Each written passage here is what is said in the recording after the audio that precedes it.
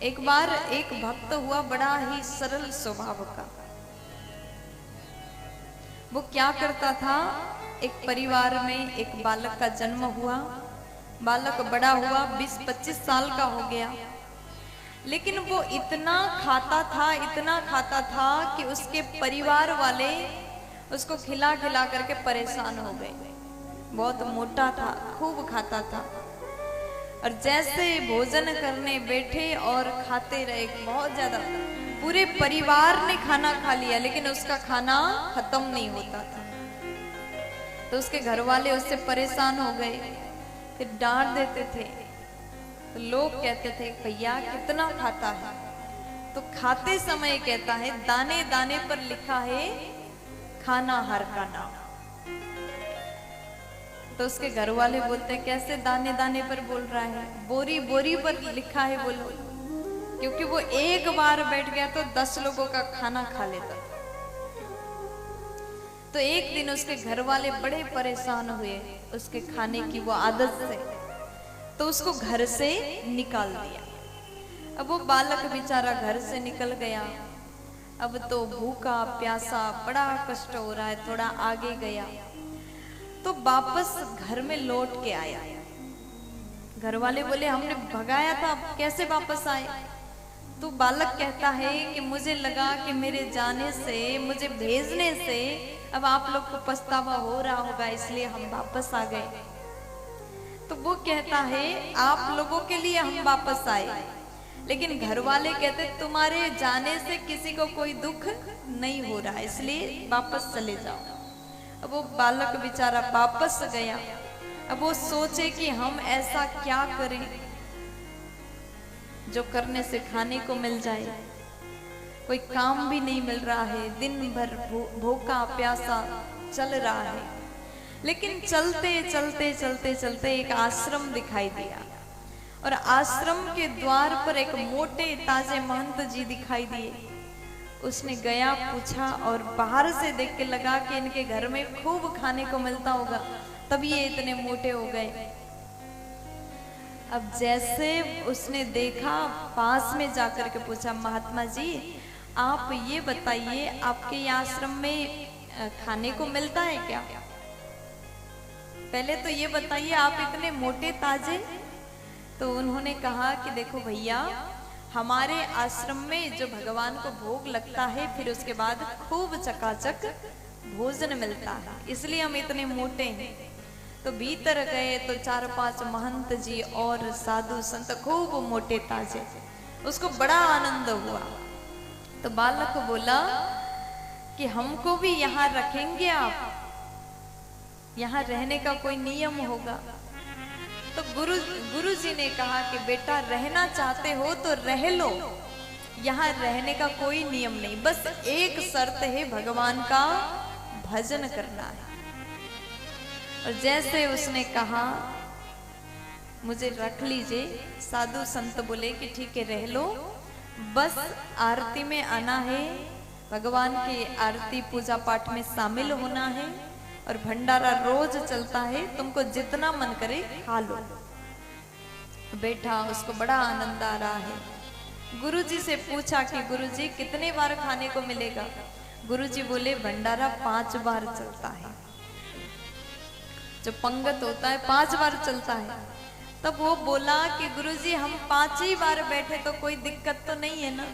गुरुजी बोले कोई दिक्कत नहीं, बैठ जाओ, खा लो, खूब खा लो, जितना मन करे खा लो। लेकिन वो सुबह से लेकर के शाम तक 5 बार खाना खाता था। जितने बार पंगत बिठाया उतने बार खाने को बैठ जाता था, खूब खाता था। और एक दिन जैसे सुबह उठा, मंदिर गया, दर्शन किया, भगवान को प्रणाम करके आया, तो उस दिन देखता है खाने पीने का कोई नाम नहीं ले रहा है। तो जाकर के जो भंडारी जी थे उनसे जाकर के पूछा भैया आज क्या है, ऐसा क्यों कुछ नहीं बना रहे? तो बोले कि आज ऐसा है, यहाँ पर आज चूल्हा नहीं जलेगा क्योंकि आज एकादशी है। अब तो उसको इतना तकलीफ हुआ, एकादशी खाने को नहीं मिलेगा। नहीं नहीं नहीं, खाने को नहीं मिलेगा, आज तो सबको व्रत रखना है। अब जैसे उसने व्रत की सुन लिया, उसको इतना दर्द हुआ, बड़ा दुख हो रहा है। मैं खाने के लिए यहाँ आया था और खाने को ही नहीं मिल रहा है। तो गुरुजी के पास गया, गुरुजी क्या करें, कोई तो उपाय बताइए। गुरुजी बोले बेटा क्या है, क्या हो गया? तो वो बालक कहता है गुरुजी मैं एकादशी व्रत नहीं कर पाऊंगा। गुरुजी बोले तो करना पड़ेगा, नियम है यहाँ का। तुम यहाँ रहते हो, भगवान के सानिध्य में रहते हो, तो एकादशी तो करना पड़ेगा। वो कहता है गुरुजी अगर एकादशी में कर लूंगा तो द्वादशी तक बचूंगा ही नहीं। मुझे बहुत भूख लग रही, पेट में चूहा घूम रहे, कुछ करिए, कुछ उपाय करिए। अब गुरुजी समझ गए बालक बड़ा दुखी है, बहुत भूखा है, बड़ा भूखड़ व्यक्ति था ये, खूब भूख लगती थी इसको। तो गुरुजी बोले एक काम करो, भंडारी जी से कहते इसको एक व्यक्ति का भोजन जो अन्न है, आटा, सब्जी, भाजी, दाल, चावल सब इसको दे दो।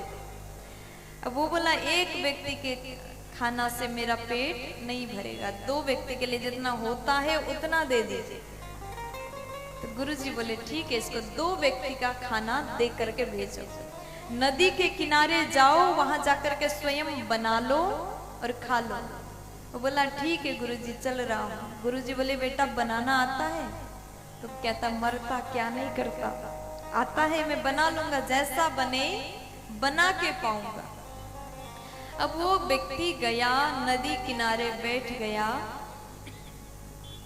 और बैठ करके खाना बनाना प्रारंभ करता है। और गुरुजी ने जाते समय बोल दिया था कि जब भोजन बनेगा तो भगवान को भोग लगा करके ही पाना, बिना भगवान को खिलाए मत खाना। बोला ठीक है, भगवान को भी दूंगा और मैं भी खा लूंगा। अब वो व्यक्ति गया, खूब अच्छे से उसने रोटी, सब्जी, दाल, चावल खूब बनाया। अब जैसे भोजन बना करके पूरा हुआ और बैठ करके राम जी को बुलाने लगा। अब जैसे घंटों तक इसने बुलाया, राजा राम आइए, प्यारे राम आइए, भोजन करिए। अब भगवान ने सोचा कि इसको वो विधि पता नहीं है जो मंदिर में पर्दा लगा करके घंटी बजाते हैं और भगवान ने भोजन कर लेते हैं तो ये पर्दा खोल करके प्रसाद पाते हैं। इसको वो नियम नहीं पता। ये भक्त ऐसा है जिसको नियम का ज्ञान नहीं है, लेकिन इसका मन साफ है, पवित्र मन है। गुरुजी ने कहा था भोग लगा के खाना है तो भोग लगा दिया, और ये इंतजार कर रहा है जब तक राम जी ना खाएंगे तब तक हम कैसे खा लें। उनको भी बेचारे भूख लगी होगी, आज आश्रम में वैसे भी मिलना नहीं है।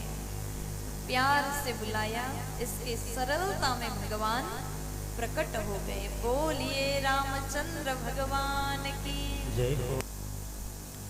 जैसे भगवान आए हैं तो ये देखता है, इसको बड़ा आश्चर्य हुआ और कहता है प्रभु आपको हमने बुलाया था, क्योंकि गुरुजी ने कहा था देकर ही खाना, इसलिए आपको तो हमने दिया। और भगवान अकेले नहीं आए, साथ में जानकी जी भी आई है। तो भक्त बोला ये कौन है साथ में? तो भगवान बोले ये हमारी पत्नी है, इनको भी हम लेके आए। अब तुमने भोजन बनाया है तो हम अकेले थोड़ी खाते, इनको भी खिलाना है, तो थोड़ा सा दे दो, हम दोनों खा लें। तो उसने अच्छे से भोजन परोसा और दोनों ने भोजन कर लिया। माता जी ने, भगवान ने भोजन पा लिया। अब इसने बेचारे ने 2 व्यक्ति का भोजन ले गया था, अन्न 2 व्यक्ति का था। जैसे सीताराम जी ने भोजन पाए तो थोड़ा सा ही बचा, इतना सा बचा, खत्म हो गया। तो बड़ा दुखी हुआ, खाने के लिए गया था, खुद भूखा रह गया। अब वापस आश्रम गया। जैसे जैसे 15 दिन बीत गया और दूसरी बार एकादशी आया, उसने सोचा इस बार, तब हमने एक व्यक्ति के लिए भोजन एक्स्ट्रा ले गए थे, भगवान के लिए और हमारे लिए था, और तब भगवान एक नहीं आए थे, 2 आए थे। अब एक काम करूंगा, इस बार 3 लोगों को खाना लेकर के जाना पड़ेगा। गुरुजी आपने कहा था राम जी को खिलाना, राम जी अपनी पत्नी को भी ले आए थे, इसलिए एक काम करिए, इस बार हमको 3 लोगों की खाना दे दीजिए। तो गुरुजी बोले ठीक है ले जाओ। गुरुजी समझे कि ये बेचारा भूखा रह गया, इसका पेट नहीं भरा होगा, इसलिए ज्यादा मंगा रहा है। अब गुरुजी ने जैसे अन्न देने के लिए कहा, अन्न लेकर के गया, अच्छे से भोजन बनाया, नदी के किनारे जल भी है वहीं पर, अच्छे से बढ़िया पकवान बनाया। और उसके बाद में अब भोजन का समय आया। अब सोचता है राम जी अकेले नहीं आएंगे, दोनों आएंगे, सीताराम आएंगे, दोनों को बुलाता हूँ, भूख भी लगी, जल्दी से आएंगे तो अच्छा होगा। और फिर बुलाता है, सीताराम आइए, सिया राम आइए, मेरे भोजन का भोग लगाइए। सीताराम आइए, सिया राम आइए, मेरे भोजन का भोग लगाइए। मेरे राम आइए, माँ को साथ लाइए, मेरे भोजन का भोग लगाइए। ओ मेरे राम आइए, माँ को साथ लाइए, मेरे भोजन का भोग लगाइए। अब इस प्रकार घंटों तक बुलाया, भूख से तड़प रहा है। घंटों बाद जैसे भगवान आए तो इसने देखा अब जल्दी से आए हैं, इनको खिला दे करके स्वयं पाऊंगा। देखता है तो पिछली बार 2 आए थे, अब 2 नहीं 3 आ गए हैं। उसने देखा भैया हमने आपको बुलाया था, आपने पत्नी को साथ लेके आए, तब हमने कहा दोनों प्यारे लगते हो, खिला देता हूँ। लेकिन अब ये बताइए ये साथ में एक और कौन है? भगवान बोले हमारे भैया जी हैं, इनको भी भोजन खिला दो, इनको भी भूख लगी है। लक्ष्मण जी को साथ लेकर के आए हैं। तो भगत जी बोले कि इनको पहली बात नहीं हुई थी, भगवान आप एक गलत कर रहे हैं, हमारे साथ अन्याय हो रहा है, पहले बोल देते तो मैं एक्स्ट्रा खाना लाता। लक्ष्मण जी सोचे कि भगवान आप कैसी जगह लाए हैं, इस तरीके से स्वागत हमारा हो रहा है, आते ही पूछ रहा है। देखो आप किसी के घर जाओ, आप अपने मेहमान के यहाँ जाओ और आप 2-3 दोस्त को लेकर के साथ चले जाओ और जाते ही पूछ देते हैं कि ये साथ में कौन लाए, इनको भी खिलाना पड़ेगा तो कैसा लगेगा। लक्ष्मण जी को बड़ा बुरा लगा, प्रभु आप एक ऐसी जगह लाए हैं, विचित्र भक्त हैं। तो उसके बाद में भगवान बोले कोई बात नहीं, भोजन बन गया है तो हम सबको खिला दो। तो उसने कहा ठीक है बैठ जाइए, अब खा लीजिए अच्छे से। तो भगवान के लिए और माँ जानकी के लिए और लक्ष्मण जी के लिए भोजन परोसा। तो उसने बड़े अच्छे से भोजन परोसा, प्यार से भगवान ने खाए, तीनों ने खाए। फिर वो सोचता है, भगवान तो खा के अंतर ध्यान हो गए। जाने से पहले ये कहता है प्रभु एक काम करो, बता दीजिए अगली बार कितने और लाओगे, ताकि अभी से पता चले तो मैं उसी प्रकार से आऊंगा तैयारी करके। आप लोग हमेशा मुझे आप धोखा देते हैं। 2 की भोजन बनाया था, 3 आए, 1 के बनाया था 2 आए, तो अगली बार कौन कौन आओगे, कितने लोग लाओगे, अभी बता के जाइए।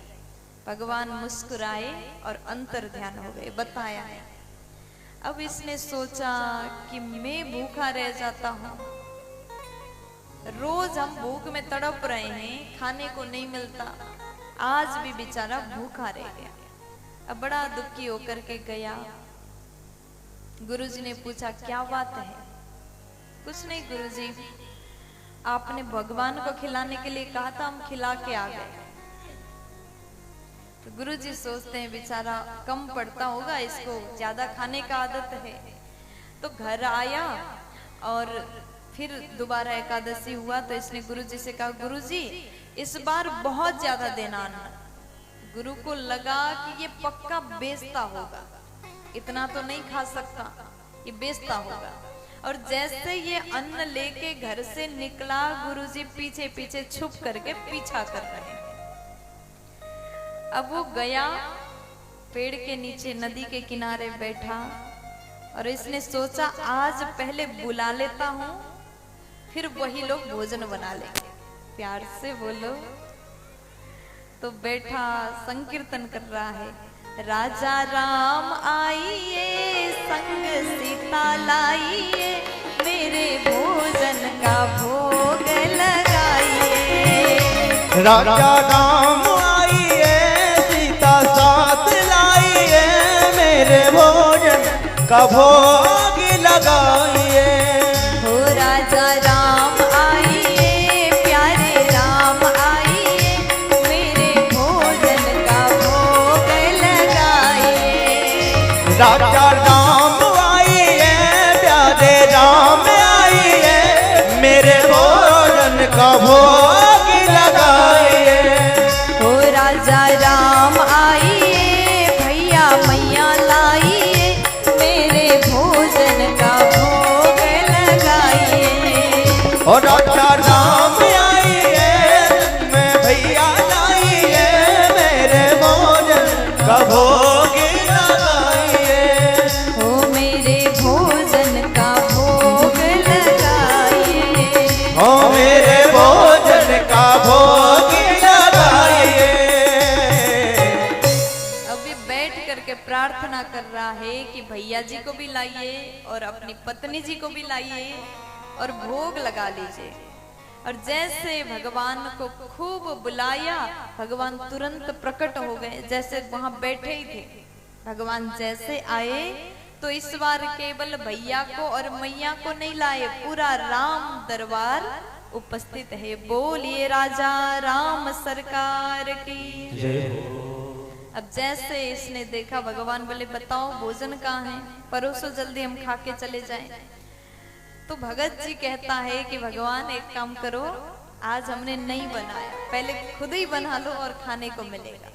भगवान बोले ऐसा कैसे कर सकते हो? तो ये बोला आप बता के थोड़ी गए थे कि कितने लोग आएंगे। अब देखो अगर मैंने 3 लोगों की बनाया होता तो यहाँ तो पूरे दरबार उपस्थित है, चारों भाई, हनुमान जी, भरत जी, शत्रुघ्न जी, लक्ष्मण जी, जानकी जी के साथ में भगवान आए हैं। तो भक्त बोला आप लोग बना दीजिए और भोजन करके जाइए। तो ये बैठा एक कोने में, जानकी जी चूल्हा जला रही हैं, भरत जी, लक्ष्मण जी सब्जी अमनिया कर रहे हैं, लकड़ी ढूंढ के लाए स्वयं बना रहे हैं। लेकिन ये भक्त आंख बंद करके बैठा एक कोने में। भगवान आए, पूछा कि बेटा क्या हो गया, क्यों आंख बंद कर रहे हो? ये कहता है खाने को तो मिलना नहीं है, दूसरों को खाते हुए कैसे देख सकता हूँ। आंख बंद करके बैठा है। जैसे भगवान बोले तुमको भी खिला देंगे, आंख खोलो। तो आंख खोल के देखा, भगवान सब भोजन बना रहे हैं और उसके बाद में बढ़िया भोजन पा लिया। तो गुरु जी ने देखा ये क्या कर रहा है, जब से बैठा है। देखो यहाँ भगवान को सिर्फ ये देख सकता है, गुरु जी को नहीं दिखे। गुरु जी आए और उसके बाद भक्त से, अपने चेला से पूछा कि बेटा क्या कर रहे हो, जब से तुमने भोजन भी नहीं बनाया। तो कहता है गुरुजी भोजन बन रहा है, सब बना रहे हैं भगवान लोग। अब जैसे गुरुजी ने पूछा यहाँ तो कोई नहीं है, सिर्फ तुम हो।